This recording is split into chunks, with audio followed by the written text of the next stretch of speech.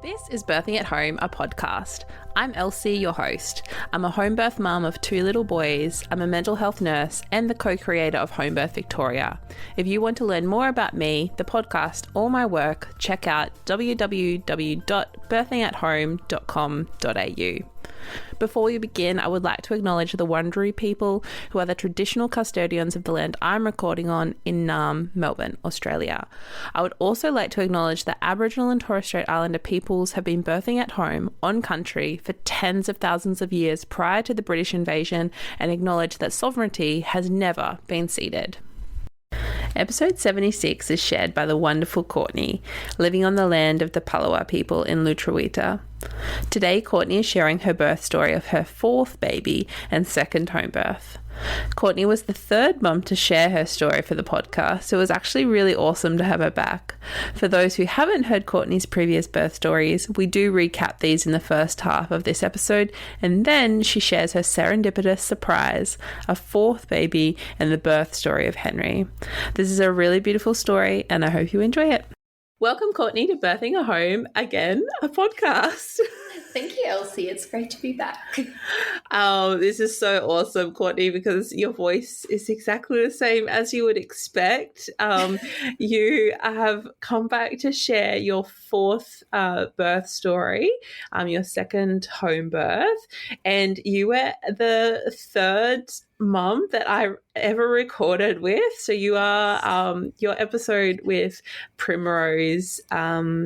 I think I released it in September 2023, which is almost 2 years ago now, which feels is like a lifetime ago, actually. So crazy. Yeah. And you were one of the very first people that I got connected with. And yeah, as we were just reflecting, now I've done this over 70 times. So but it's so awesome to have you on here. So like I said, for the listeners, Courtney's been on before. She was episode 3, so definitely go and check that episode out. But for those people who haven't yet listened to that episode and don't know anything about you, Courtney, are you able to give a little intro to yourself and who's in your family? Yes, so I'm Courtney. I am now a mum of 4. My eldest is 8 and my youngest is almost 4 weeks old. I am married to my high school sweetheart, Sam, and we live down in Huon Valley, which is about 50 minutes south of Hobart. When I'm not on maternity leave, I'm a school social worker, and I really enjoy being crafty and doing DIY things, and yeah. Yeah. And we were just saying that Primrose, she must have been very little when you recorded last time with me, because you said she's almost 3. She is. She'll be 3 on the 10th of August. So I think she would have been she's definitely under 1. Yeah, amazing. And so again, for people that haven't listened to episode 3 and that don't know your sort of journey to finding home birth, are you able to give a bit of a snapshot? Obviously 3 births is a lot, but a quick overview of how you ended up finding home birth with Primrose, and then we can jump into the story with baby Henry. Well, I have always kind of known about home birth. It was first, I guess, kind of introduced to me when I was at university, actually. I was doing a course in gender studies, and home birth came up as a conversational topic in one of our tutorials. And I found it really interesting, and it kind of just always stuck with me. And that was well before we were even considering having babies. And then I got pregnant with with Eloise. And I'd had a conversation with Sam about it, and he was kind of a bit unsure, and, I was interested by it, but I wasn't, I guess, fully, on board with it. And I still had some concerns and some worries. And so we ended up going through the hospital system with Eloise. Unfortunately, because we live where we do, we weren't eligible to access MGP at the time because we were kind of outside of their distance radius for the hospital. So we ended up being put through the Know Your Midwife program, which is still a midwifery model. but not with that continuity of care kind of aspect. Yeah. And yeah, we kind of went through the process with Eloise, and I don't know, it was a bit different to kind of what I was expecting in terms of everything that had happened. I kind of went in with that, I guess, thought system or belief that, I guess, going through that system, that decisions or pathways would kind of be made in the best interests of patients and all of that type of thing, and ended up coming out of that process having more of an understanding that decisions and pathways were kind of made to streamline processes rather than in the best interests of individual people. And I guess in that process, I didn't feel like I had a lot of decision-making capacity, like things weren't necessarily explained. They were kind of like, this is what we do because this is what we do because everybody does it kind of thing. Yeah. And when I asked questions or, wanted to speak about something, it was kind of, I don't know, they didn't really respond with much, I can't think of the word, many answers, if that makes sense. Like, I would ask around, the gestational diabetes testing and, if that's something that I would need to do and, what the evidence behind that was, and the responses were not very robust, if that makes sense. Yeah. So in the end, I ended up, going through that process and unfortunately was diagnosed with gestational diabetes, which unfortunately then meant that I had to leave the midwifery program and go into a more medicalised program with obstetrician and midwifery care. Yeah. And that was with Eloise? Yeah. And I remember as part of that process, they did a referral to the endocrinology clinic, and we had to go and meet with dietitians to talk about how to use diet to kind of manage the gestational diabetes. And both of my sisters have type 1 diabetes, so this kind of tracking carbohydrates and the impacts that has on your insulin levels and blood sugar levels was not new to me, but the amount of carbohydrates they were recommending just kind of shocked me a little bit. So I found that really interesting and ended up eating a lot less than what they were recommending and was able to manage the diabetes with my diet the whole time. And so my blood sugar levels stayed within the normal range. And then we kind of got to the end of the pregnancy, and I remember them talking about induction at around 37 weeks, and that kind of threw me for a six because I was like, what do you mean? Like, why do I have to be induced? And they were like, oh, well, you have gestational diabetes, so that means you're at risk of having a big baby and shoulder dystocia and your placenta not functioning properly. And I kind of said, well, I've been managing my blood sugar levels the entire time and they've been within normal range. So my understanding was that if you have gestational diabetes, that those risks are there if it's not controlled, or if, you're on insulin and perhaps haven't been able to get the blood sugar levels to stay within, I guess, the range that they consider to be, normal. And they were like, oh, no, that's not a thing. If you have gestational diabetes, your risk is like high. And so at the time I didn't have a lot of, I guess, confidence, I guess, in myself to really stand and question that. And I put it off for 2 weeks, going back and from appointments, kind of saying, no, I'm not ready to be induced. I don't feel like that's necessarily, what we want to do at this point. But then at 39 weeks, I went into the appointment and they kind of, I can't remember exactly what they said, but there were a lot of scare tactics kind of used around, if you don't do that and then this happens. And in the end, I decided that I'd go in the next day to be induced. Yeah. And I remember going back to the car and calling my husband because he wasn't at the appointment. He was at work. Yeah. And I called him and I just said, we're going to have a baby tomorrow. And he's like, what? Yeah. He was shocked, and so was I. But yeah, we got up the next morning at 6 o'clock and went into the hospital at 7 o'clock, which is when they told us to be there for this important induction that was needed to, save my baby. Yeah. And I wasn't induced until midday. Yeah, gosh. And I remember they checked my cervix, and I was already quite ready for labour, so they didn't need to do any of the early kind of induction processes, and so they just broke my waters. And I had asked for some time between having the Synto to the waters breaking, just to see if my body went into labour naturally. And they kind of, I don't know if their intention was to kind of scare me, but they were kind of saying that there's a certain time limit between when we break your waters, and if your baby isn't born within 24 hours, we'd have to do a cesarean section because of the risk of an infection, and that because you're a first-time mum, the chances of your labour going for a long time are quite high. So if we wait to give you Synto, it could result in a cesarean.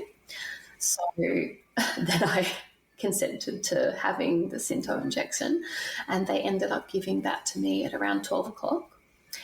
And I just remember the contractions were so intense, and all of a sudden, I went from not being in labour to being in full-blown labour with no labour. Yeah. And yeah, they were just so intense, one on top of the other, no break, for 3 hours until she was born.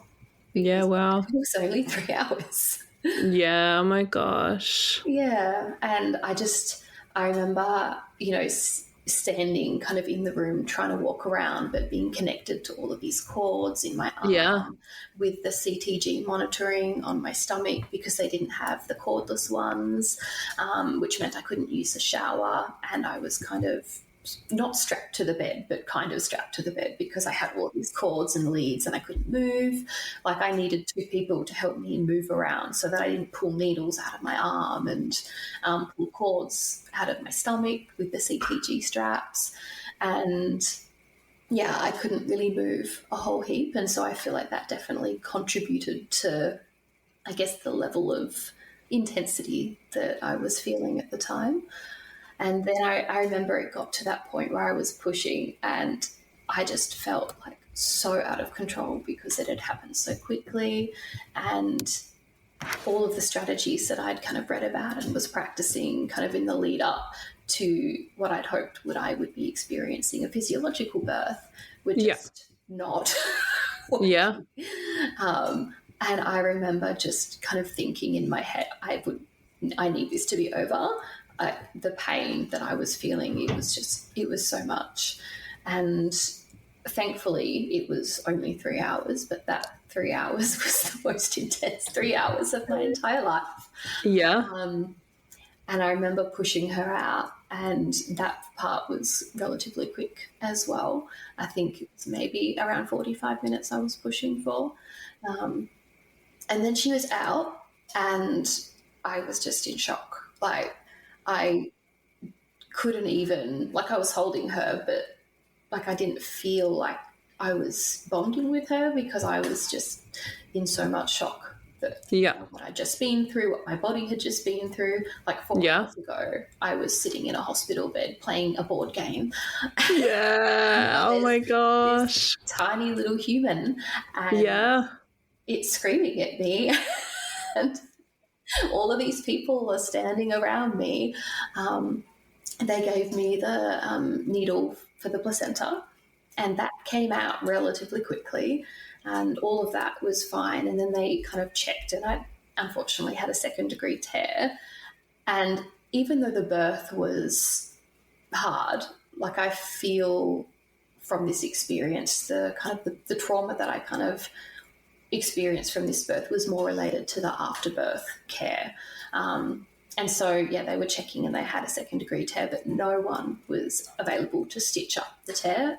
And I have a huge phobia of needles, and that really played a huge factor in that process. And I remember kind of laying in the bed, and my legs were up in the stirrups, and they left them there for a really long time. It would have been over an hour. that they were there waiting for someone to come and do the stitches. And in that time, like, people were coming in and out of the room, people coming to, like, get the stuff out of the room, like the towels with the blood, people coming and bringing afternoon tea into the room. And I just felt really exposed and vulnerable. And, like, there was a towel over my legs and stuff, but it didn't feel very safe. And so I remember, starting to feel a lot of anxiety, and probably ended up having a panic attack in that bed at the time. And I remember the midwife came over and wanted to give me, I can't remember what it was, but it was a needle in my leg to kind of calm me down. From memory, I think it might have been pethidine, maybe. And I said, no, I don't want anything. And then she went and got the head midwife, who came in, and she kind of, stood next to me and was close to my face. And she's like, you need to calm down. And I turned around and screamed at her and told her that she needed to get out, because I felt like an animal being cornered.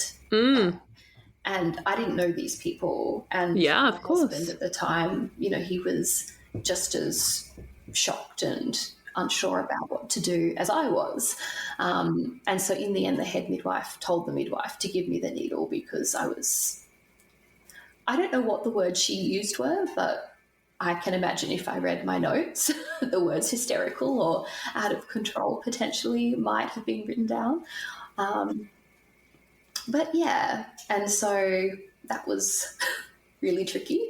And I remember feeling like really like dizzy, and not, like, I was aware of what I was feeling and what was happening around me, but, like, I didn't feel like I was there, if that makes sense, after the needle, which really, I hated that feeling. And, yeah, it took a really long time to feed Eloise and to get her to latch. And because she'd been induced, she was really lethargic. And so the breastfeeding journey with her was really, really tricky, because she couldn't latch onto my breast and drink for a long amount of time, because she'd get really, really tired. And then she ended up losing a whole heap of weight, and we ended up still breastfeeding for 2 years, but with a nipple shield, because that was the only way that, we could get her to latch. So, that induction, I don't think she was particularly ready to be born at that point. I can remember some bits of that story, and it's hearing it again, it just like astounds me that happened only 8 years ago. So what's the name of your second daughter? Lily, that's right, because this is about flowers, right? And so remind me, so after Eloise, what's the age gap between Eloise and Lily? 26 months. Yeah, okay. And so after Eloise, because you had known about home birth, had you thought, like, maybe with Lily to go down the home birth route, or what was that process like? Yeah, I definitely thought about it, and I had a conversation with my husband again. And this time, because of the experience with Eloise, I felt, even though that happened in the hospital, I felt, and I knew that it was an induction and likely kind of more intense than what it would have been if it was a physiological birth, but it really scared me around, like, if that's the level of pain that I'm going to feel at home. Like, sure, how am I going to manage that with no other kind of options? And I don't know, I feel like I didn't particularly look too far into home birth. Otherwise, I probably would have been able to answer all the questions that I was having. But there was just a huge level of fear around, how I would cope at home. And so instead of going down that route, we went back through the hospital system. Yeah. But what I did differently was I did a lot of education for myself, and not just in relation to how I was going to manage the the sensation of labour, but more around how I was going to advocate for myself, and helping my husband know how to advocate for me as well. We did a lot of research, listened to a lot of podcasts, read a lot of books and blogs, and really armed ourselves with information. And I don't know, I feel like after becoming a mum, my care factor for, standing up for myself just was not there anymore. I was just like, if you don't agree with my decision, that's fine. I'm still going to do what I'm going to do, which is definitely, I feel like there was a lot more people pleasing when I was pregnant. And so what was your experience like in the hospital system with Lily?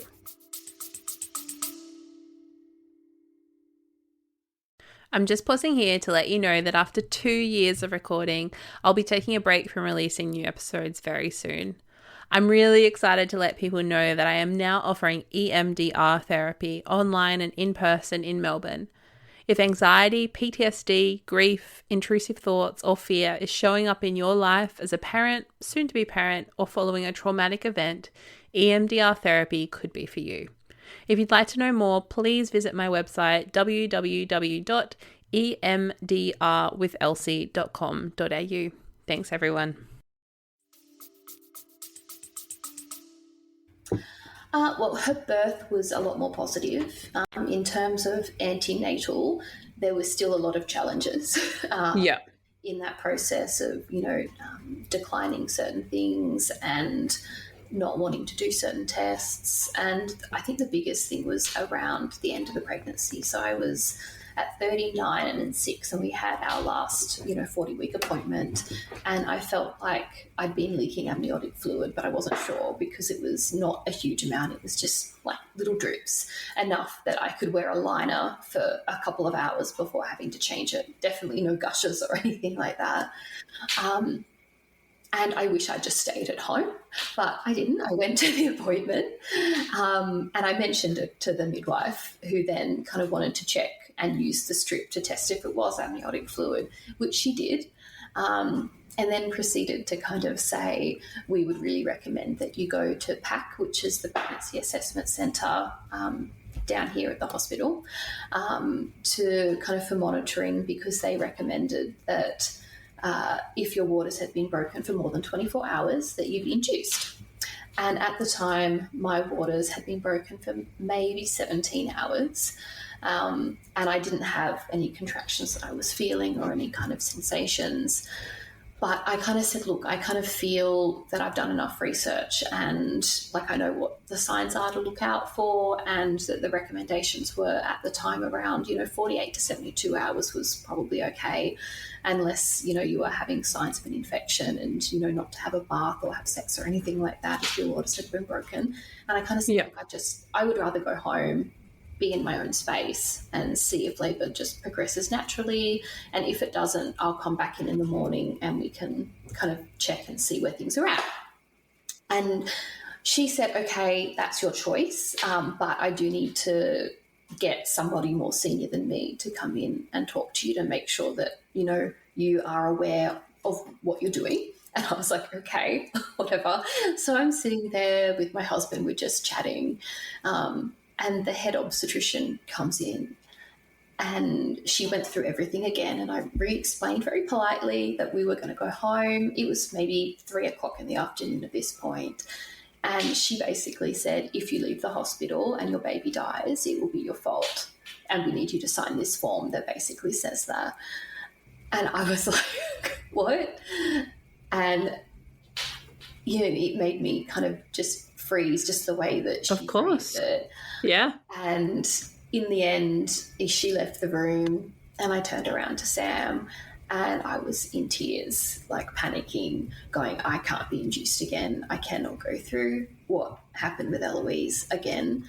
And so in the end, we agreed that we'd go over to PAC and kind of see what happened, but not agree to be induced or anything like that. So I remember walking over with, tears streaming down my face. Everyone would have probably been staring at me going, what is happening? And I remember we got to PAC, And I was like nonverbal, like the midwives were talking to me, and I could hear them and I knew what they were saying, but I did not have the capacity to respond to them or talk to them, or tell them anything about why I was so upset.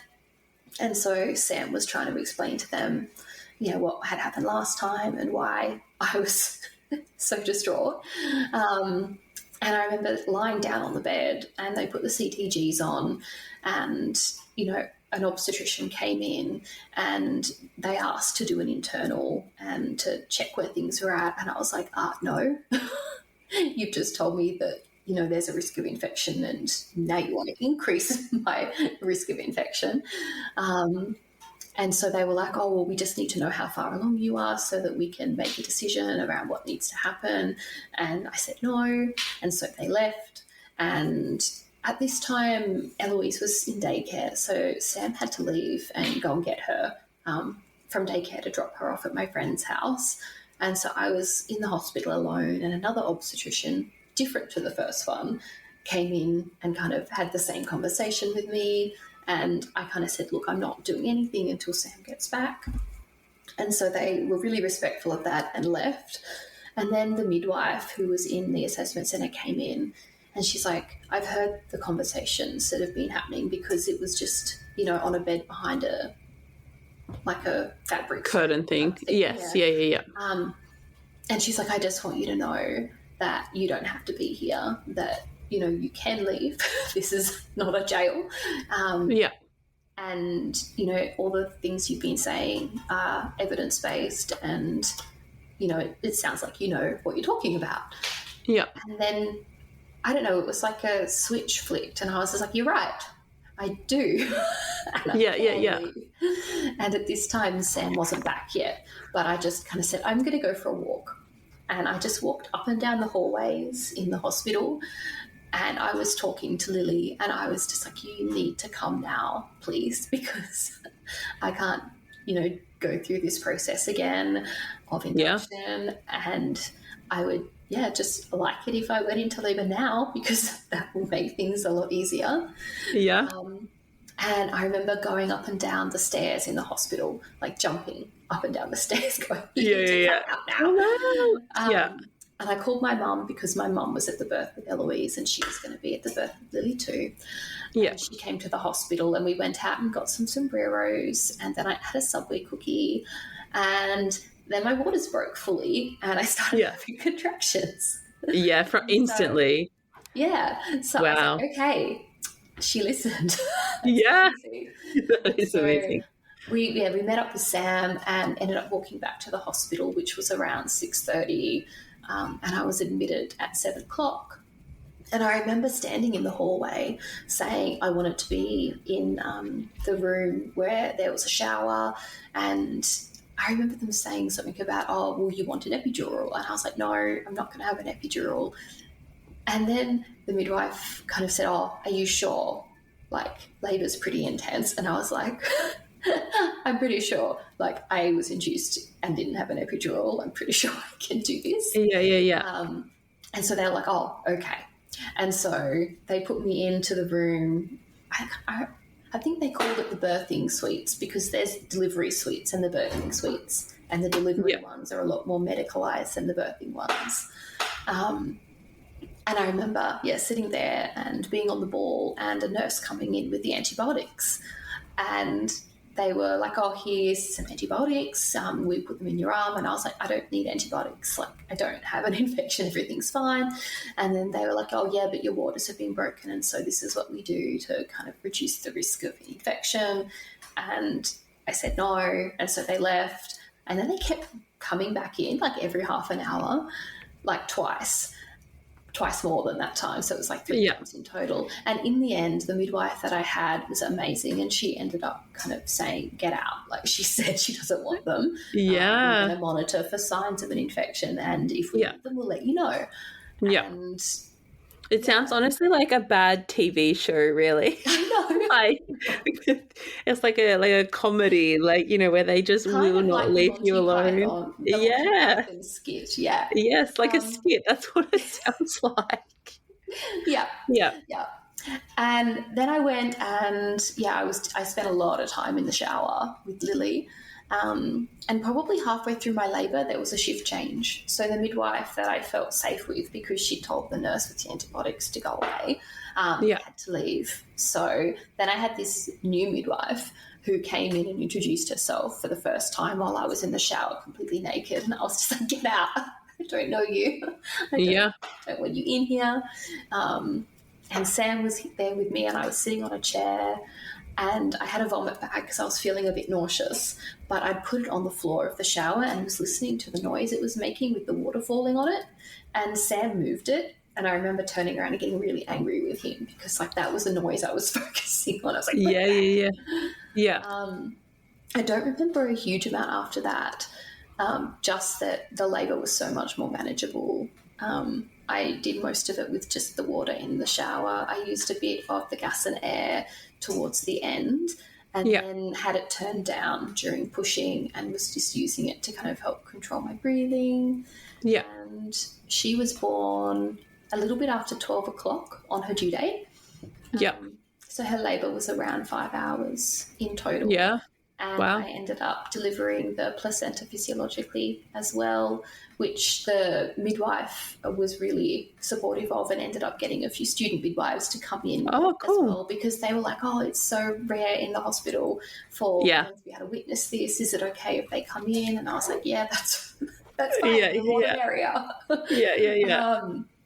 And I found that process to be so much more empowering than what the process was with Eloise.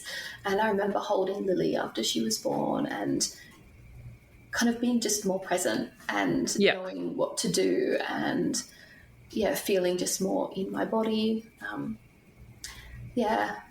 just trying to think around what happened next, but they ended up checking again to see if I'd torn, and unfortunately I had another 2nd-degree tear. And they gave me the gas and air, but turned it up higher than what it had been throughout the entire birth. And I remember breathing it in and laughing my head off. As they were stitching my vagina, saying that we needed to get some of this for our house. And then I remember hearing the midwife saying we need to turn that down. And I was like, no, this is great. Oh, that's so good. So I was like the crazy person cackling on the bed while they were suturing me up. Oh, that's good. Imagine that, having it in your house. And so what then, like, how did things change between Lily and Primrose then, in terms of like coming to find, or to choose rather, home birth? Well, I think it was that I knew that I could manage those sensations without, I guess, the need for an epidural or any other type of pharmacological pain relief. And the fact that with Eloise, that was my only experience of what labour could feel like. And then I felt something different with Lily, and it wasn't as scary as what it was with Eloise, if that makes sense. I felt, a lot more capable in doing it. And I also felt that even though her birth was beautiful and empowering, it was exhausting. Like having to advocate for myself during labour when you're supposed to be able to just kind of zone in and, be able to focus on what you're going through. It took me out of that, and I don't think that it was helpful to kind of have to be using my brain to make all these decisions and explain myself multiple times. And I feel like, correct me if I'm wrong, because I could be, I feel like was there some challenges like finding private midwives? Yes. With Lily, yes. Not with Lily, sorry, with Primrose. With Primrose. I feel like that was to do with, I was kind of on the fence, and it took me a few weeks. And by a few weeks, I mean I was only 8 or 9 weeks along when I first reached out. but at the time there were not a lot of privately practicing midwives in the area that I lived, and one of them was on leave, but the other one was fully booked. And so eventually I was able to find a midwife, but we didn't lock it in until around 12-ish weeks. And I think a lot of that was to do with my husband just still not being 100% on board, and me kind of saying, well, this is what I'm doing because I'm not going to the hospital. So we ended up watching birth time together, and after that he was 100% on board. Yeah, cool. Yeah, he was like watching this and having all of that research and that knowledge and the understanding of, I guess, what a home birth looks like and what it is, plus the experience that we had at the hospital both times, I think was what he needed to help him kind of get to that point where he felt safe to go down that journey as well. Yeah. And in your pregnancy with Primrose, like, how did you experience it being like different to the care that you'd received in the hospital system? It was night and day. Yeah. The first difference is that I had the same person for all the appointments. I'd never experienced continuity of care before. The appointments were also at home, so not having to leave the home with 2 kids was amazing. And just being, I guess, trusted to know that I'm responsible to make decisions around my own healthcare choices. Yeah. And that those decisions were respected, and that they knew that I'd done my own research and wasn't just, making a random decision on the day, that I'd put a lot of thought into it. And it was a really empowering experience, just kind of having those conversations of going, actually, that's not what I want to do. And then them go, okay. Yeah. Yeah. And did you have any issues with the pregnancy of Primrose and like gestational diabetes or anything around that?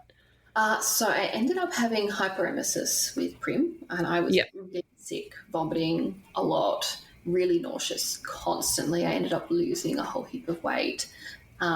Thankfully, that went away kind of middle second trimester, kind of early getting into the third trimester. So I was able to enjoy a couple of months of not vomiting. And I decided not to do the gestational diabetes testing with Primrose because when I'd done it with Eloise, I was diagnosed, but the threshold had been reduced. And if I'd done the test a few years before when it hadn't been, I wouldn't have been diagnosed. And I was literally 0.1 above what it should have been on one of the tests. And it was the same with Lily. So I ended up not doing the test with Prim, but because both my sisters had type 1 diabetes, I had very easy access to a glucometer. So I was just monitoring my blood sugar levels myself. Checking, making sure. I noticed that when I ate rice, that was the thing that would increase my blood sugar levels with Eloise and Lily. And so I just made sure that when I was eating rice, I was eating small amounts of, the low GI rice and monitoring and checking afterwards, and it was all completely fine. And I didn't do the Group B strep test with Prim either. I can't remember the other things, but cool. And what was your home birth with Primrose like then? Life-changing. It was beautiful. Despite it being my third pregnancy and my third birth, it was the first time I'd laboured at home.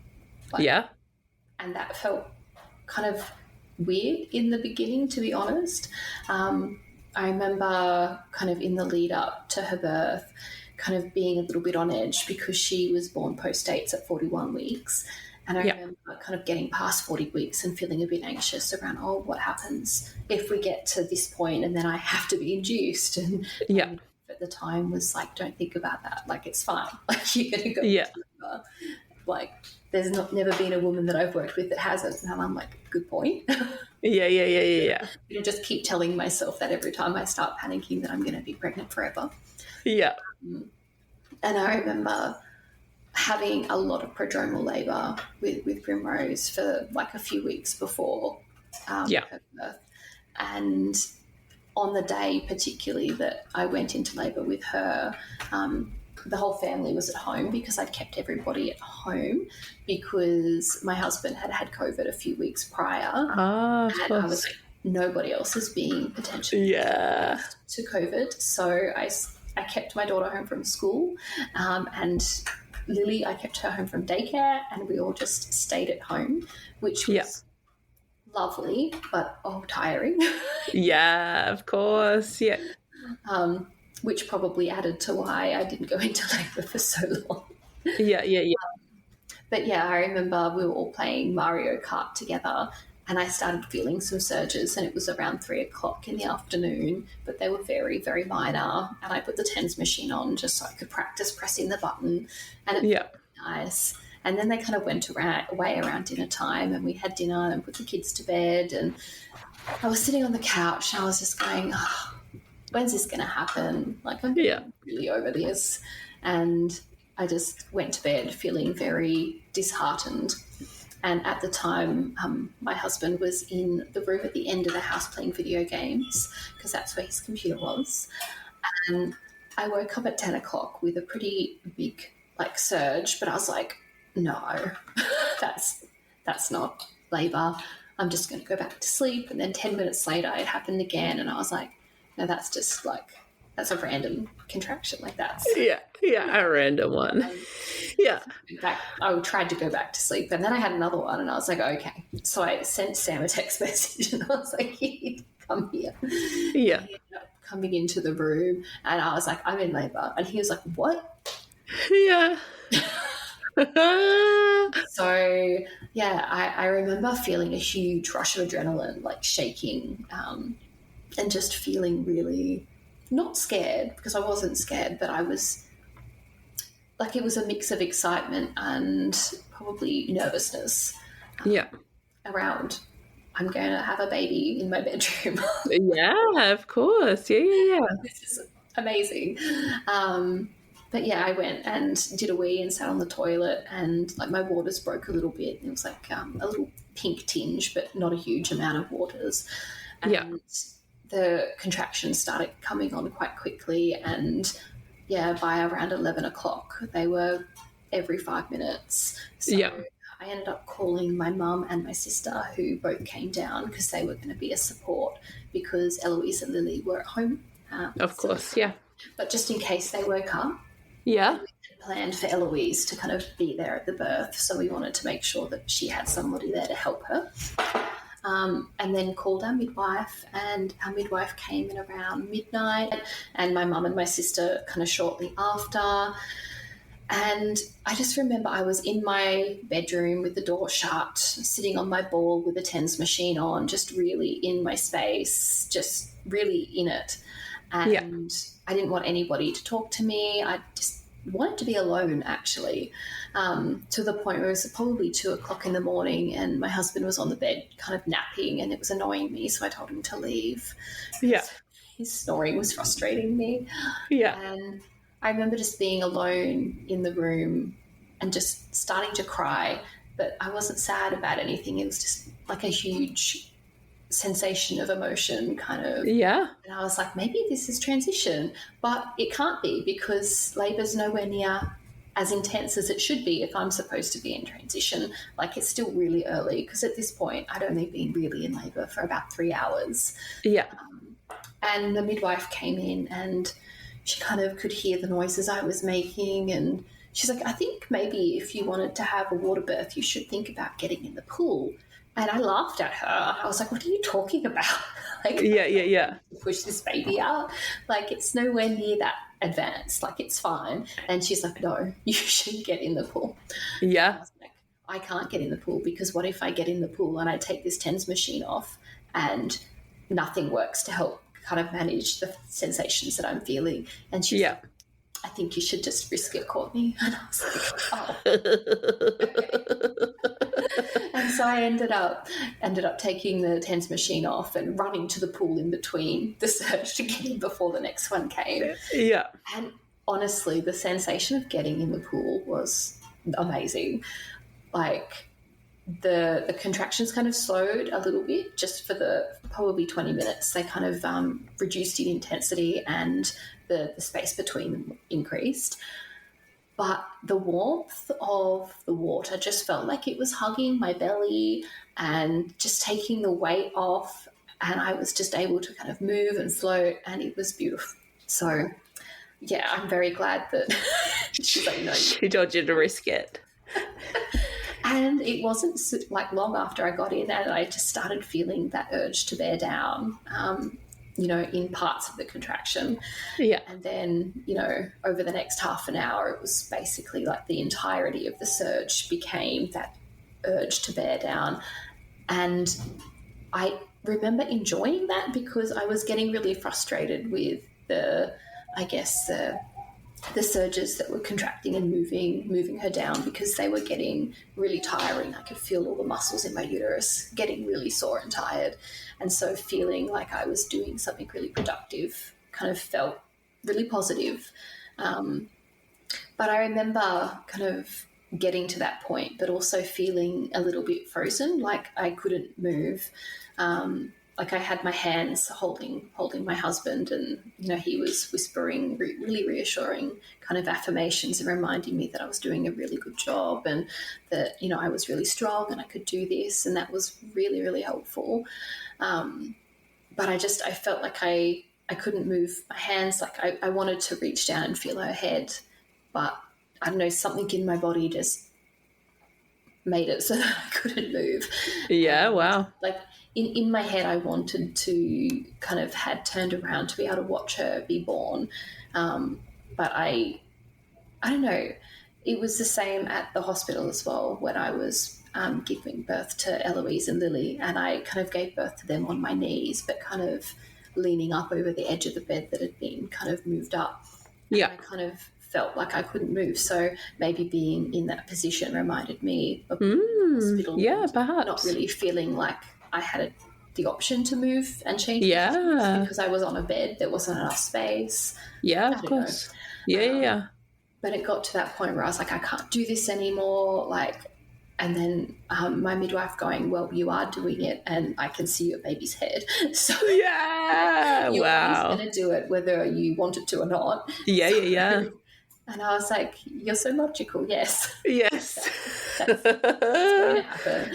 Yeah. And I remember feeling that burning urge sensation, the stretching, and going, no, can't do this. So I pushed probably a bit harder than I should have, and her head was born. And then she didn't restitute, so she didn't turn, and so her shoulders came out on is it the transverse? Is that what it's called?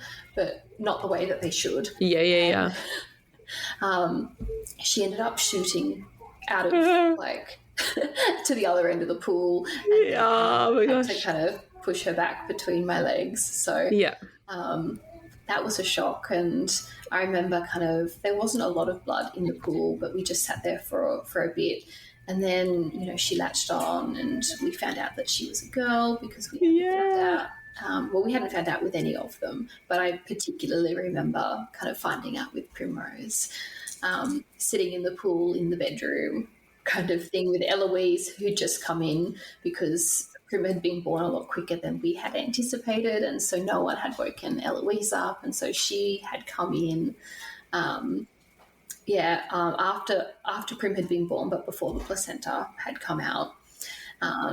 And then I was sitting in the pool and some blood kind of started coming out, and the midwife kind of suggested getting out just to make sure everything was fine, and it was just a separation bleed from the placenta. Cool. Which ended up being delivered around 15 minutes after Prim was born.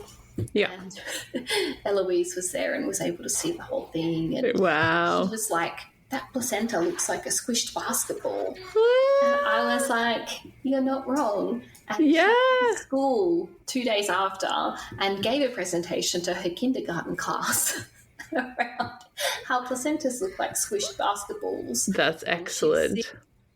She'd seen the video of Prim being born and told everyone that the baby slithered out. Oh, no. It was slithering involved. Slithered out. Oh my gosh. And so Henry is 4 weeks old. Yes, 4 weeks on Friday. Yeah.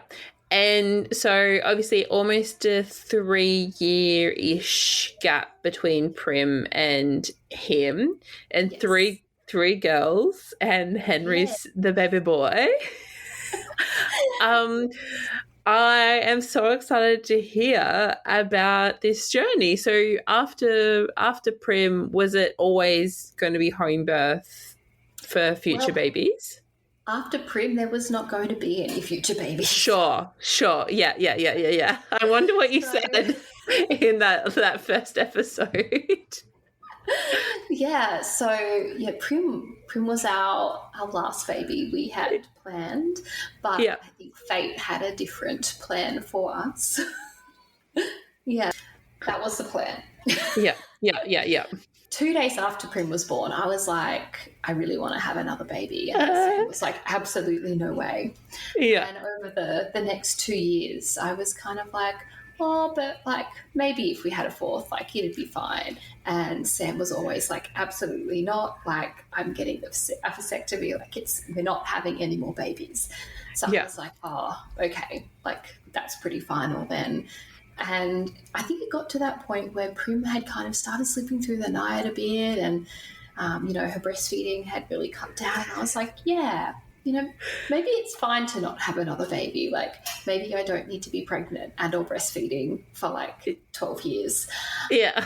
Oh my God. So I kind of started getting on that kind of acceptance road that, 3 was what we were going to have. We were going to, just have 3 girls.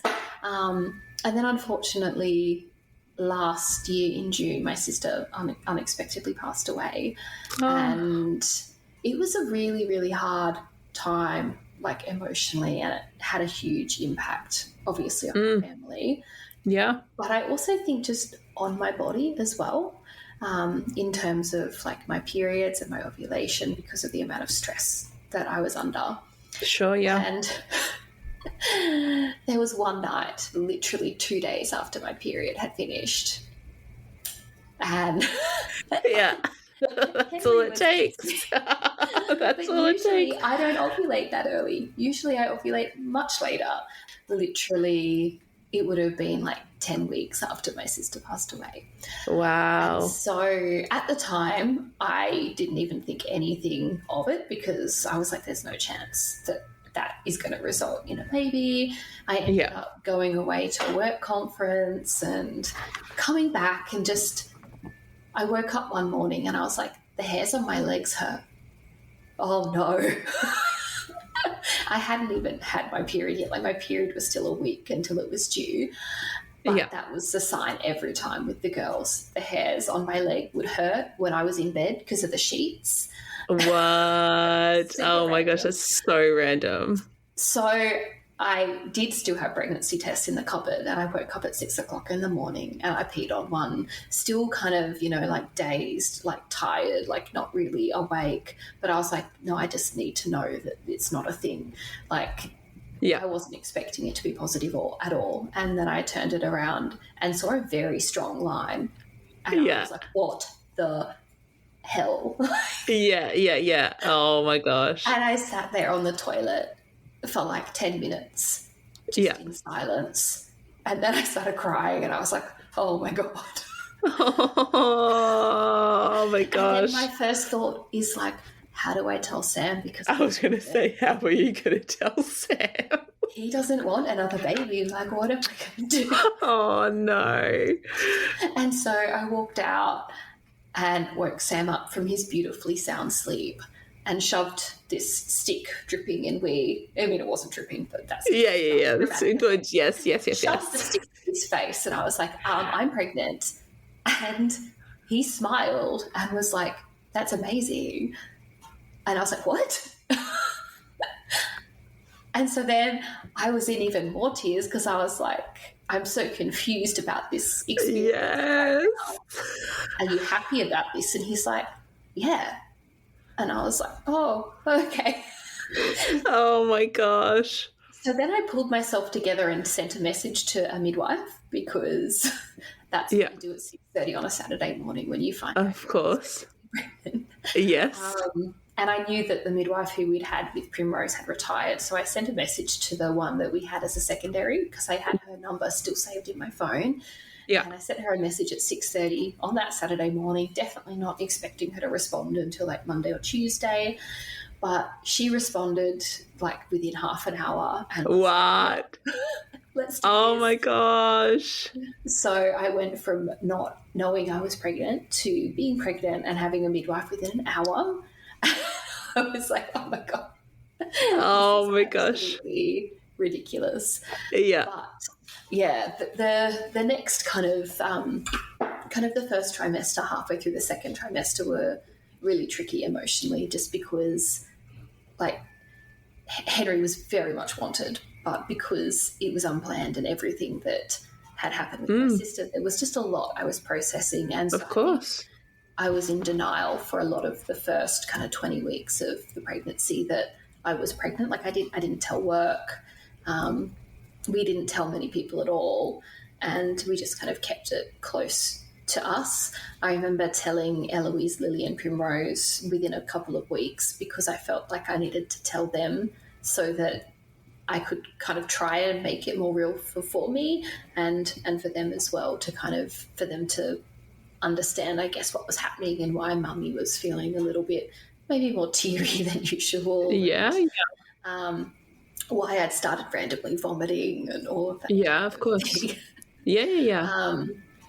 But yeah, it was an interesting first kind of trimester, because I noticed a huge amount of differences just in the pregnancy itself. Like I did feel nauseous, but it was nowhere near as bad as what it had been with the girls, especially with Prim. Yeah. Like I think I only vomited like maybe 3 times in the entire pregnancy. Yeah. And I didn't experience a lot of the other pregnancy symptoms that I had with the girls. Like I didn't feel as tired or fatigued. I wasn't as nauseous. I didn't feel as sore and tired until the last few weeks. And that kind of made me go, oh, maybe as a boy. Like, is that a thing? Like, do you feel less nauseous when you have a boy? And I Googled it, but apparently that's an old wives' tale and it's not real. But it was, because we did end up having a boy. A boy, yeah. Yeah, and I don't know, I feel like because of where my head was at, I didn't do a huge amount of active preparation like I had with Lily and with Primrose particularly. I was listening to your podcast, listening to all the stories, which was so helpful, kind of just trying to get myself feel excited about having another baby and having another home birth. And it was really, really good to kind of do that. And we listened to them on the way to school and back, so the girls got to listen to all awesome. And so they would always ask lots of questions. And cool. By the time Henry was born, they were just, this is just another day. Birth nerds, know about placenta and babies slithering out of vaginas. So good. But I did a lot of visualization with Henry as well towards the end, just I guess trying to have a bit of an idea in my head around what I was going to do when I felt that kind of stretching and that burning sensation, and like a bit of a mantra to remind myself that I wasn't frozen, that I could move and that I could go into whatever position I wanted to. So that was kind of all that I did. And that, I listened to your podcast throughout the entire pregnancy with the visualization stuff. I didn't really do until I went off on maternity leave, because that freed up some headspace. Yeah, of course. Yeah. Cool. And so were you planning to have the 3 kids there at the birth as well? Yeah, so that was the plan. I'd said to my husband, if I go into labour at night time, which is, statistically what is going to happen, I don't want you to wake them up until I get in the pool, and then wake up Eloise and Lily, but under no circumstances wake up Primrose, because she is an absolute terror when you wake her up from sleep. It would be a full-blown meltdown for 45 minutes. Yeah, oh my gosh. As much as I really, really wanted her to be there, unfortunately, that was going to be, I guess, the plan if I'd gone into labour at night time. Yeah. But we did a lot of the prep work with all of them around, just in case. So we watched lots of birth videos. Cool. They got used to lots of sounds. We talked through a lot of, I guess, if this happens, this might happen. If mummy has to go to hospital, everything's okay. It just means that we need a little bit of extra help, that type of thing. Yeah.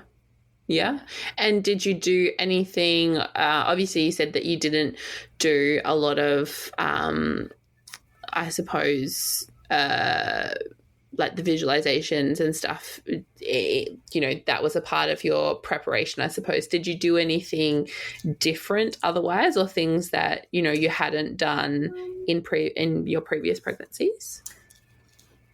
I think that was it. Like, I just took a lot of the cognitive effort kind of out of planning, and just kind of, I think, helped me go with the flow, ironically, because I'm a huge planner. I'm really organised. Which is why having this happen was entirely out of my skill set to deal with. Yes. But I think that actually really helped in the end, letting myself kind of just go with the flow and respond to whatever popped up in the moment and kind of deal with. But we ended up only getting the 20-week scan done.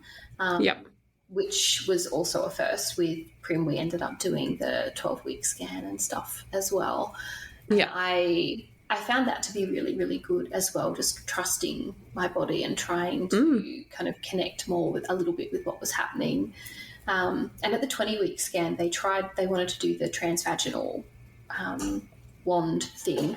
And I kind of said, oh, no, like, I'm 20 weeks, it's fine to just do the abdominal one.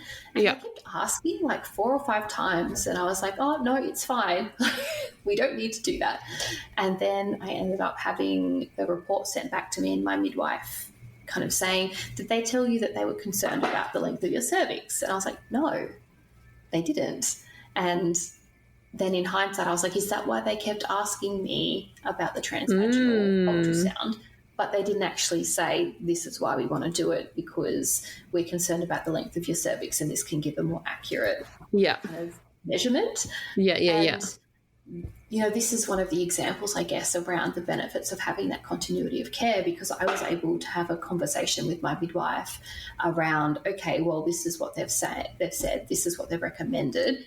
Is that even evidence-based? And she, showed me all of the kind of information around how if your cervix is less than a certain measurement, that there's a higher chance of going into preterm labour.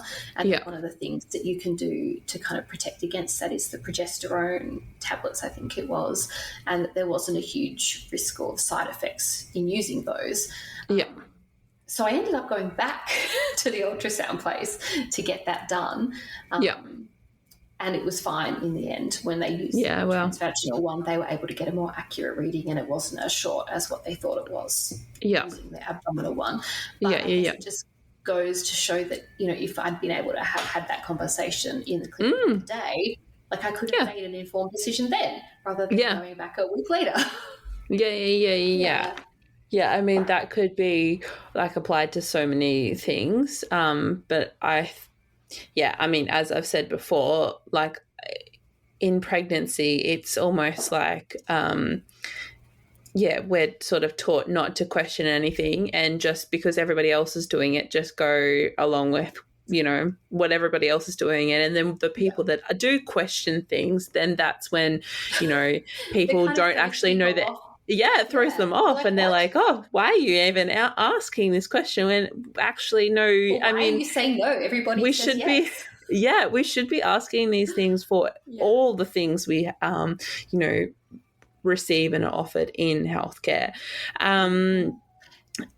Cool, but that's much a life lesson that I've been teaching my girls, to the point where we went to the GP very recently because my 8-year-old has a wart on her foot, and she ended up being able to use the liquid nitrogen herself. The doctor helped her. Oh, wow. Explained it and allowed Eloise to use the trigger so that she could control So oh my gosh.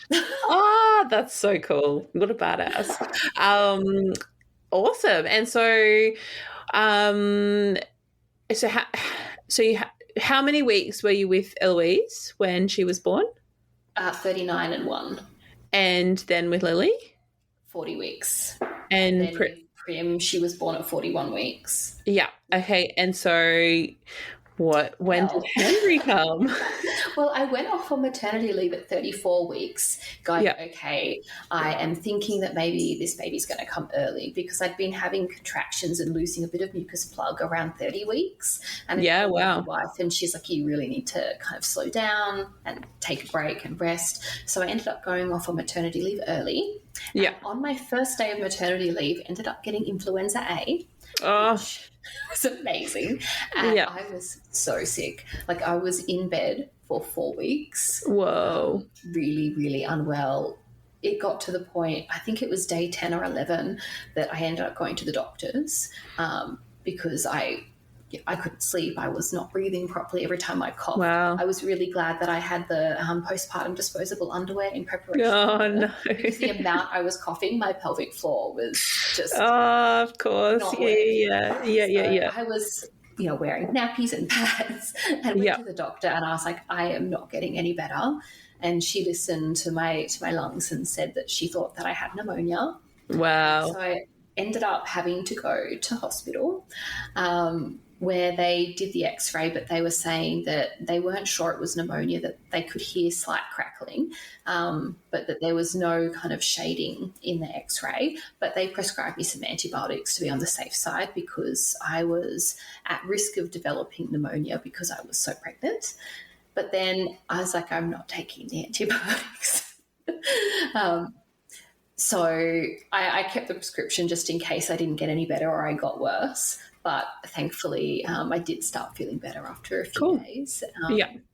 And felt happy in my decision not to have taken the antibiotics so close to birth. Yeah, wow. So how much maternity leave did you actually get? Oh, well, I felt like I should have sent work in some sick certificates so I didn't have to use my annual. So true. Yeah. But I actually didn't go into labour with Henry until 41 weeks as well. Oh, so my gosh. I still got a little bit of time off.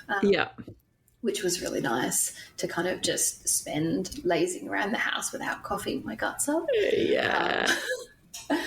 But I had an appointment for Lily at her paediatrician's on Henry's due date. So I kept saying to Henry, you can't come until after that appointment. And then we had an appointment with her psychologist because she's just been diagnosed with ASD. So it's been a whole for the last years. And I can't miss these like 2 big appointments that we've been waiting on for 2 years. And of course. The chances of them booking both of those appointments on Henry's due date and also 4 days after his due date, I was like, this is ridiculous. Yeah. So I kept saying to Henry, you can't come until after these appointments are done. And thankfully he waited. And it got to the Thursday. You're really good at talking to your babies. They really listen to you. They really, you have no idea because it gets even weirder. So I got to Thursday and I would have been 40 plus 6, and I managed to get to a home birth kind of morning tea gathering, which we have down here, where lots of mums who have given birth at home kind of come and we share our birth stories and get to know each other, and the midwives who kind of, support us are there sometimes as well. And it's just a really beautiful kind of group of people to be around. And I went there with Primrose and just listened to some really beautiful stories and felt a huge bubble of oxytocin, which was really nice. And then I came home and had an appointment with my midwife, and she was like feeling my tummy and she's like, he's really, really low down. And I was like, yeah, I know, I can feel it, because he had been low down for basically the entirety of the 3rd trimester. Oh, wow. Sitting right on my cervix. It was so hard to walk. And by the end of it, like the pain in my lower abdomen and like the inside of my thighs, I had to kind of weighed when I was walking, like in figure eights with my legs, because I couldn't pick my legs up. Gosh, yeah. Because it was so painful. So that day was a really beautiful day, filled with like lots of time with Prim while the girls were at school, and an appointment with my midwife. And I remember going to bed that night and like putting my hands on my belly and kind of saying, you can come now if you want, I'm ready. However, I'd really like it if I could have a night of sleep. Like, I'd prefer it if you don't come, you know, or start labour at night time. It'd be great if I could wake up kind of early in the morning and go into labour in a way that's obvious, that I know that I'm in labour, so I don't have to question about calling people, but not in a way that makes me feel really anxious or puts me on edge, that I have an adrenaline surge because it's so intense right from the start. And it'd be really, really good if I could have some time labouring kind of by myself with Sam for a bit before the girls wake up and before the midwife and everyone else comes, and for the baby to be born during daylight hours so that Primrose can be up and see the whole thing. Yeah. Put your order request in. Oh my gosh. That's exactly what happened. Oh my goodness. I woke up at 3 o'clock in the morning, which is a time I'd usually wake up and go to the toilet. Yeah. And I'd had this dream that my waters had broken and I was in labour. And it was such a weird dream. And I was trying to go back to sleep and I was kind of drifting in and out of sleep, and it got to around 4 o'clock and there was this pop. And then all of a sudden this warm gush of fluid kind of came out, and I tried to like clench my pelvic floor because I was like, oh my God, I'm peeing myself. And I'm not doing anything. I'm not peeing myself. This is my waters. And I'd been sleeping on one of the girls' training bed pads, you know, for toilet training kids. So I grabbed that in between my legs and waddled into the bathroom, trying not to spill all of this fluid because there was so much fluid. I'm not even joking. It was litres. Oh my gosh. It just kept gushing and gushing. And every time I moved, and I'm like, okay, I can't yell to get Sam's attention because that'll wake the kids up. But like, I can't go anywhere. I'm trapped here on this toilet. Oh my gosh. So I stayed there for a few minutes trying to like get all this water out, but every time I moved it kept coming. Oh my gosh.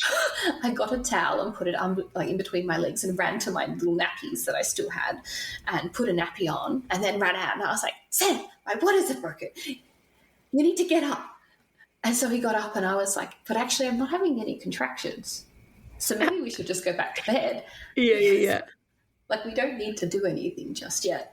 And then I had a pretty obvious contraction, nothing super intense. But I was like, oh, actually, maybe things are happening. And then that was around 4:30. And 10 minutes later, I had another one. And I was like, yeah, okay, I am in labour. Like, this is going to happen. So I was like, you should put that birth pool up because I don't know how long this is going to be. This is obviously baby number 4, and we've had 1 3-hour labour and 2 5-hour labour. Yeah.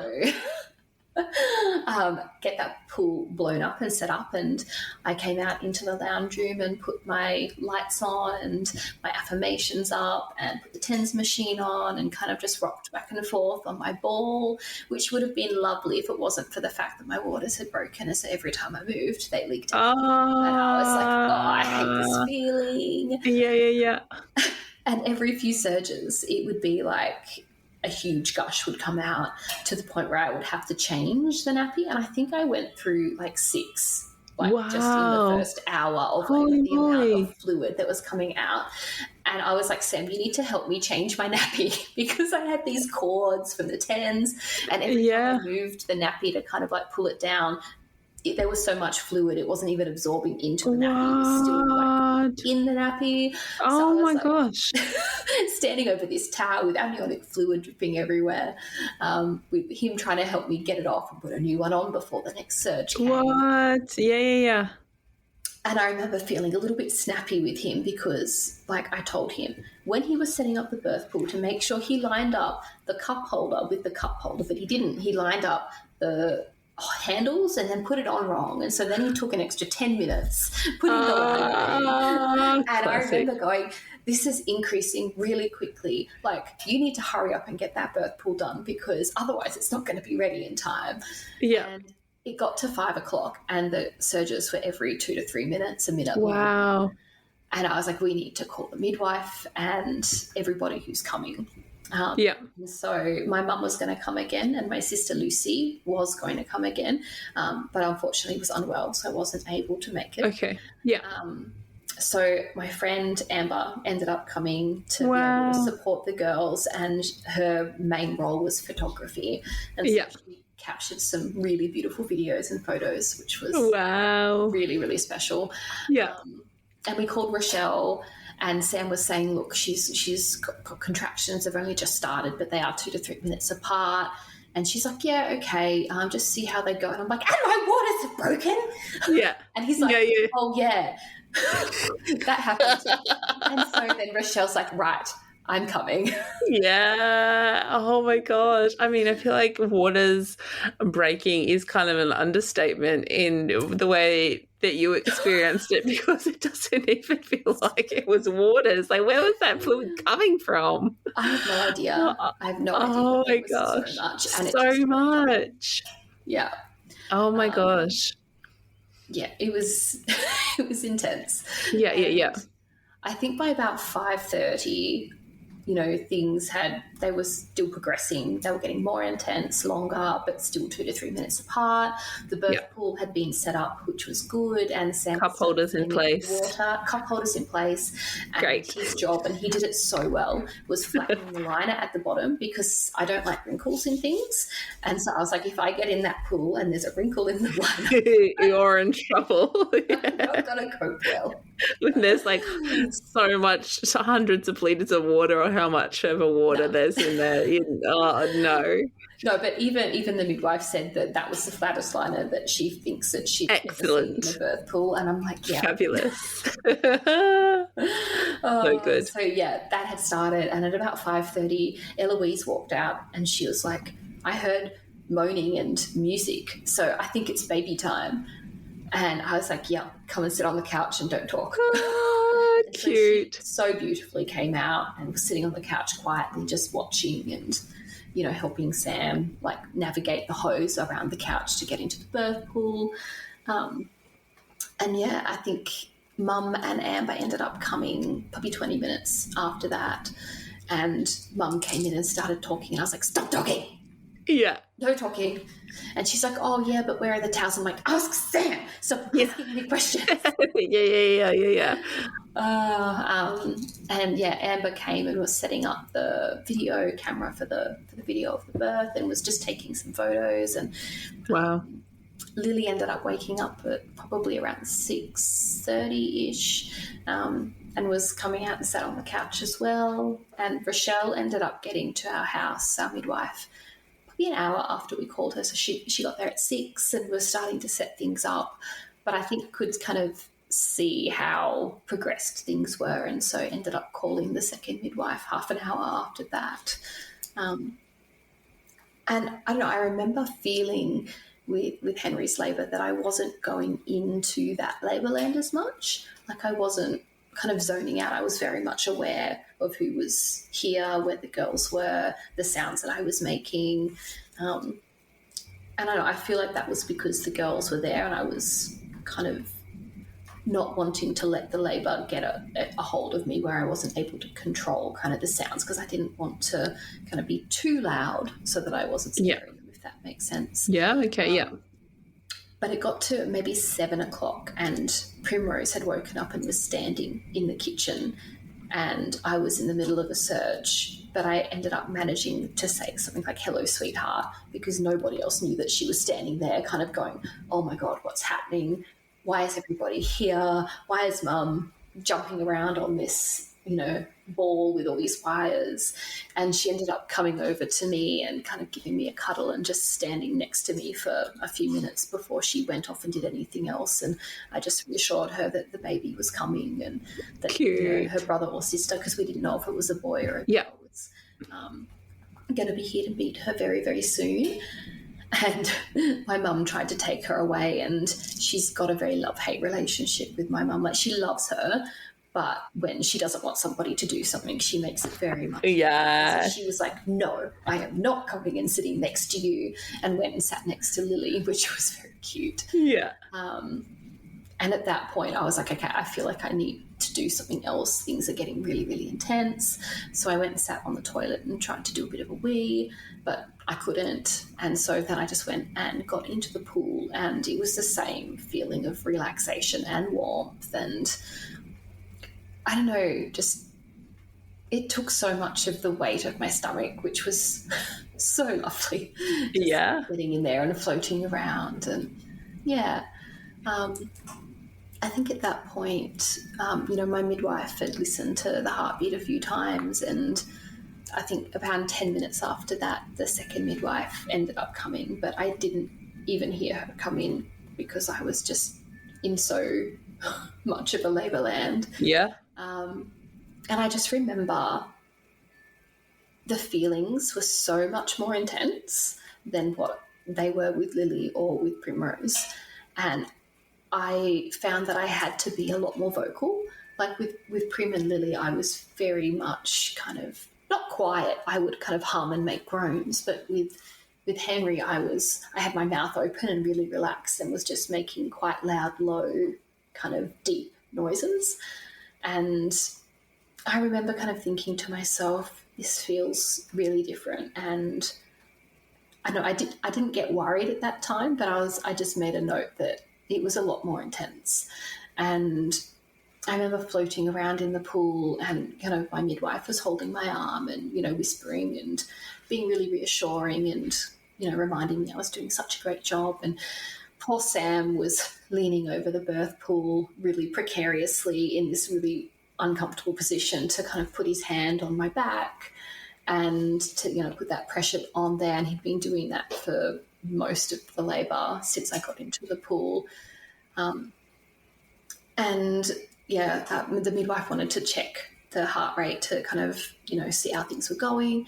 And I remember opening my eyes and going, no, you can't move. Yeah. Because you can't take your hand off me because it feels really safe. Yeah. So then she ended up getting the second midwife to do that, nice. Which was really, really good. Yeah. But yeah, it was so odd that, that you've been through labour so many times, yet how different it can be. Like if I had described Prim's labour to anybody, I don't think I would have used the word pain. I would have said it was intense and difficult, but it was not painful. Yeah. I would describe Henry's birth as painful. Yeah, wow. But still intense, and obviously. Yeah. Yeah. The contractions, I think, were a lot closer together, longer, more intense.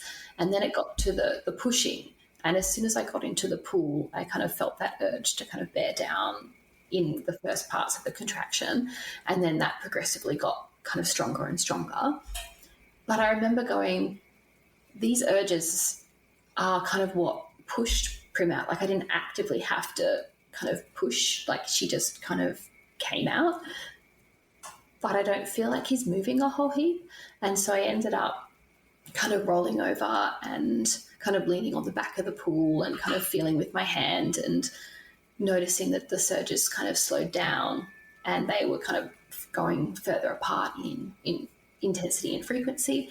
And so then I ended up moving back over onto my knees and saying to my midwife, something's like, I don't understand what's happening. And she's like, are you pushing? And I was like, what do you mean? And she's like, are you pushing? And I was like, oh, well, like I've got the urge to bear down and I'm kind of going with it, but it doesn't really feel like it's doing much. And she's like, well, if you want, you can put a little bit more effort in if you feel like you need to. Yeah. I was like, oh, maybe I have to actually push. Wait, I have to push here? Yeah. And so I was like, gosh. Okay. So I ended up like putting my hand down on my vulva to feel and kind of with the next surge gave a bit of a push and I was like, oh, okay. Oh, that's it. It feels like almost cruel though that, with Prim you didn't, you had, that reflex, but like with Henry, it's like, oh no, you actually have to work here. Yeah. You're not just going to get this baby given to you. We're going to slither out. In hindsight, she, in comparison to Henry, did. Yeah, exactly. Exactly. Yeah. Wow. And so so contractions started at 3 or 4? 4. So the contractions started at, like, the first one was around 4:30, and then they got to the 2 to 3 minutes apart by 5 o'clock in the morning. Kind of said that the labour really started at 5 because the early ones were kind of just randomly every 2 minutes for like 3. Yeah. And then what time was Henry born? 8:58. Wow. Oh my gosh. What a morning entertainment for the girls. Oh my gosh. I remember pushing and kind of having that break in between surges and going, has anyone fed the kids? And no. I'm like, can someone feed them? I'm pushing a baby out. Do I have to give them breakfast too? There's so many people here. Somebody can at least do the breakfast. They were really scared to make noise. With no. It's just like, just feed the children. Oh, no. Wow. Yeah. And so how long do you reckon it took, like, to, once you started actively pushing, with those urges, how long do you reckon it took until Henry was actually fully born? Well, I think probably around 50 minutes. Yeah. Which is a lot longer than the others that I was pushing for. Like, even Eloise, when I was pushing, it was maybe 45 minutes. Yeah. But I was also really mindful of trying to put that effort in but not do it too quickly. So I was trying to find that fine line between that. And I really felt like using my hand and feeling like the changes in what was happening, that feedback was really, really important for knowing kind of, am I pushing too much or am I not doing it enough? Yeah.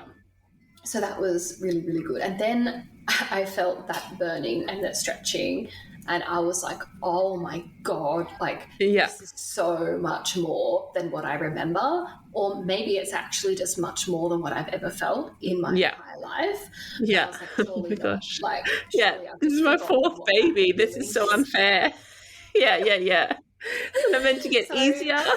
I panted through that feeling and just kind of sat with it and just let the burning and the stretching happen.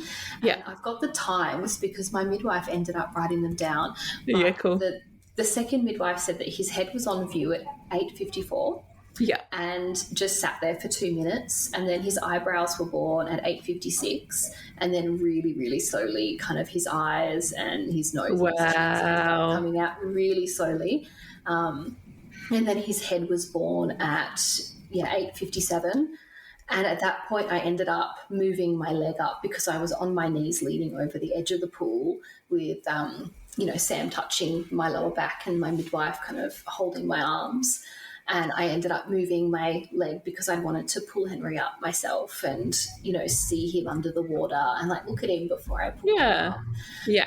And I did that and his head was out. And I remember feeling his skin on his head and I was like, oh, it feels like one of those cactuses, like, the little brain cactuses, because it's all like... Oh, yeah. Not prickly, obviously. I was like, a prickly cactus. What kind of cactus? Like the rivets. Yeah. I get it. Yeah. And I was feeling his head, and I felt him turn. Like, so cool. Such a weird feeling. And I was like, oh my God, at least he's actually turned, so his shoulders are going to come out in the way that they're supposed to. And then I remember feeling not panicked, but a little bit worried because I was like, I'm pushing, but like he's going back the other way. And like, what if I can't get him? So then my midwife helped me kind of like get him into the position so I could pull him up, and she supported me to bring him up. And I didn't see if he was a boy or a girl pulling him up. I held him really close to my body because we'd given the girls some special jobs. And Lily's special job was to announce the sex of the baby. Oh, so wow. I wanted to keep that a bit of a surprise. And I pulled him up and kind of held him, and he was looking around and his muscle tone was really good, but his skin was quite blue and he wasn't crying.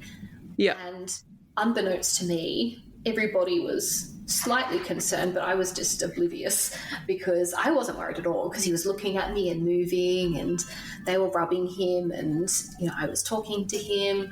And then my midwife was like, oh, look, Courtney, he's not breathing like we were expecting him to. We might need to, you know, give him some assistance.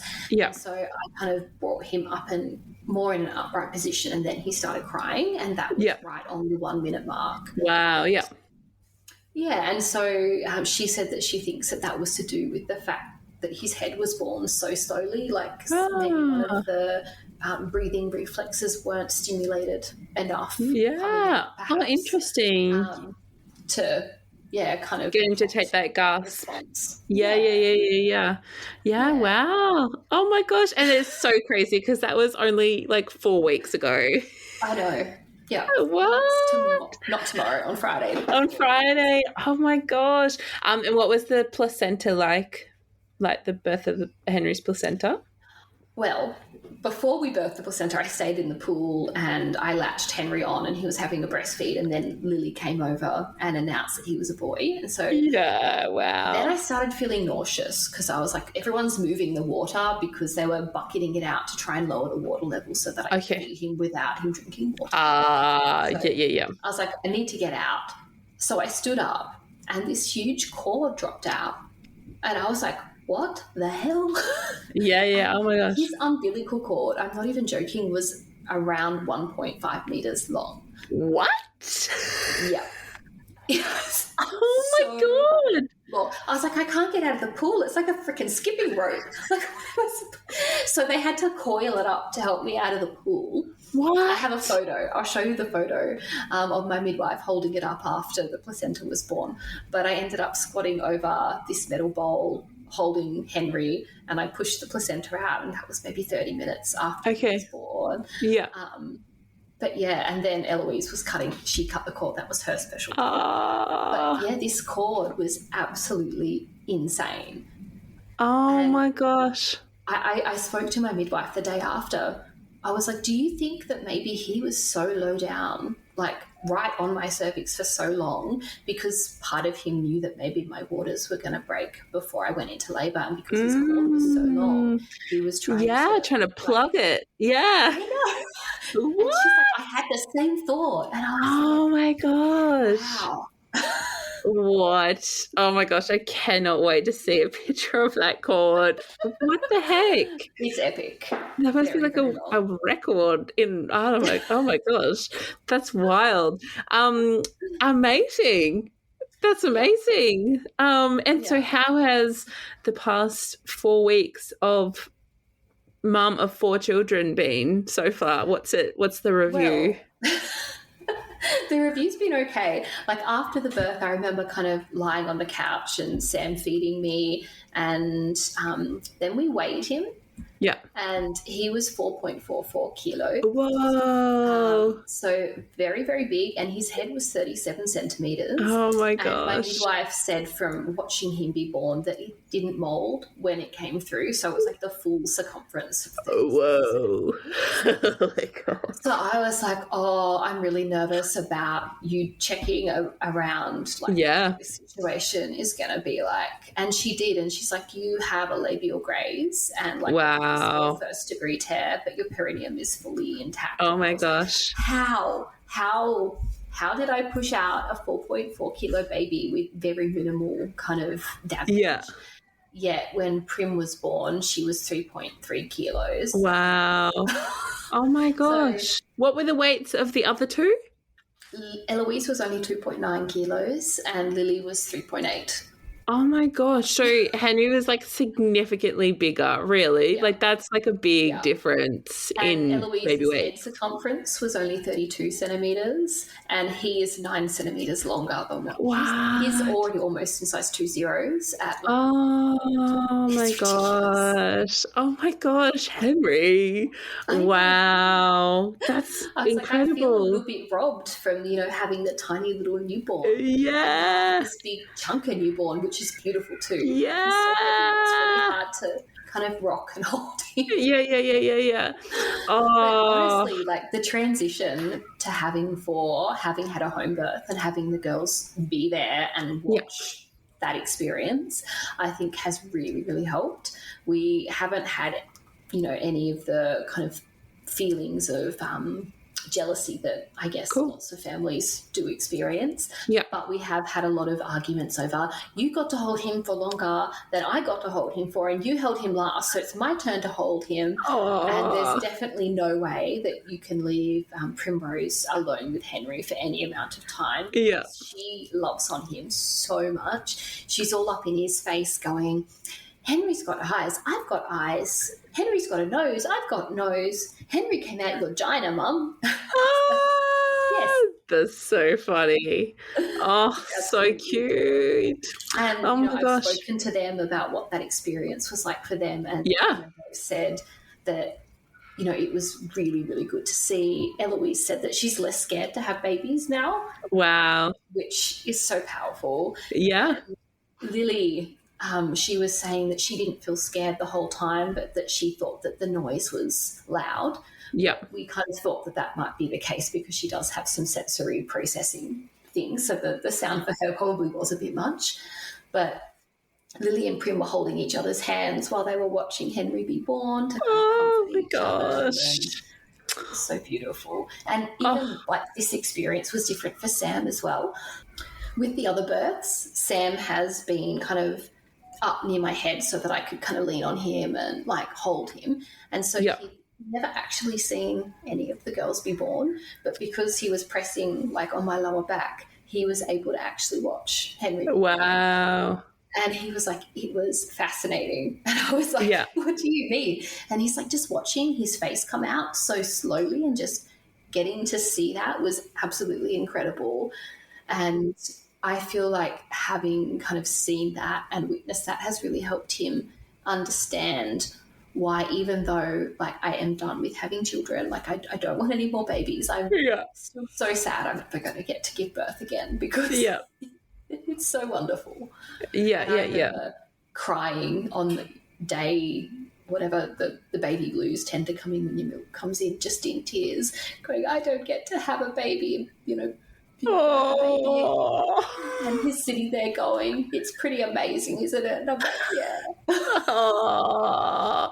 Oh my gosh. But I mean, so many things. Obviously you got 3 daughters, which is already, what an amazing, gift that you've given them. But then Henry, oh gosh, I wish I could be there when, he's 6 or 7 or 8, 10, 16, 18, have 3 big sisters. I've already started telling him all of these stories and looking out for him, and they did pictures of what it was like to watch him be born that I've put in his birth. Wow. Oh my gosh, so special. Very special.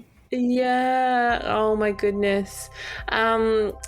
Well, thank you for taking the time for less than 4 weeks after having a baby to record again with me. I was so motivated to do that because it was so beautiful recording the story with Prim, and so being able to record Henry's was really special too.